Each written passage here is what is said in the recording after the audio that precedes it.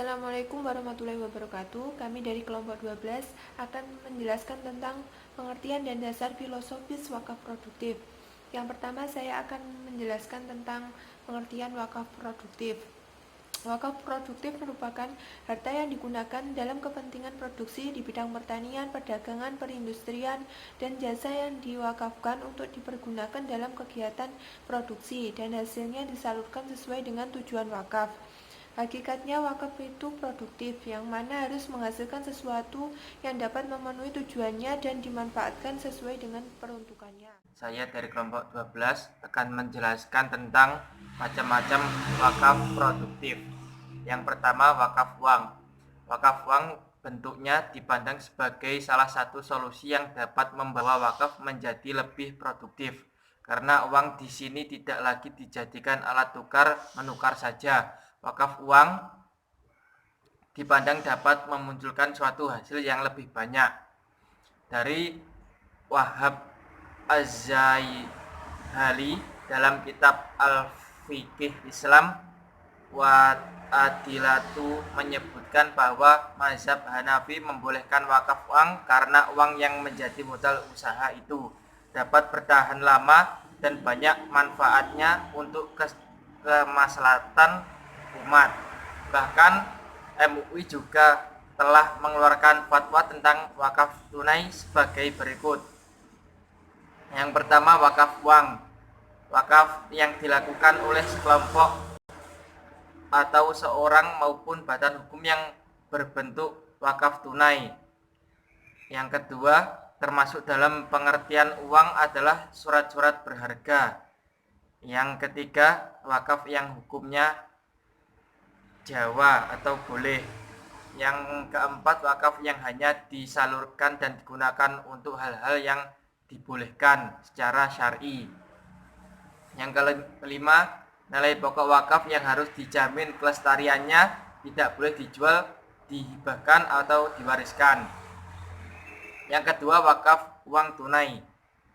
Secara umum, definisi wakaf tunai adalah menyerahkan aset wakaf berupa uang tunai yang didadakan dan dibekukan untuk selain kepentingan umum yang tidak mengurangi ataupun jumlah pokoknya. Disebut wakaf uang tunai relatif baru dikenal. Wakaf tunai adalah objek wakaf selain tanah maupun bangunan yang merupakan harta tak bergerak. Wakaf dan bentuk uang tunai dibolehkan dan prakteknya sudah dilaksanakan oleh umat Islam. Wakaf manfaat wakaf tunai antara lain: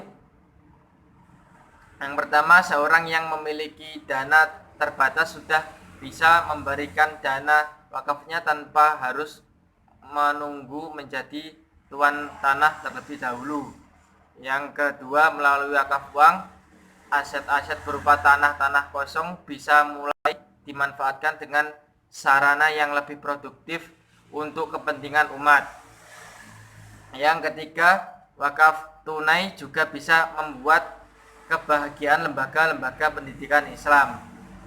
Selanjutnya, pewakafan tunai. Sertifikat wakaf tunai.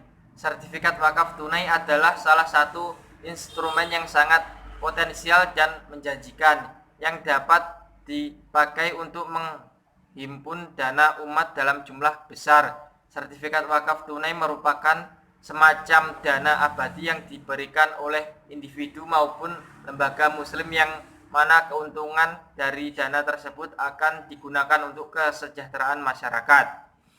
Yang keempat, wakaf saham. Saham sebagai barang yang bergerak juga dapat dipandang maupun menstimulus hasil-hasil yang dapat didefinisikan untuk umat, bahkan dengan modal yang besar.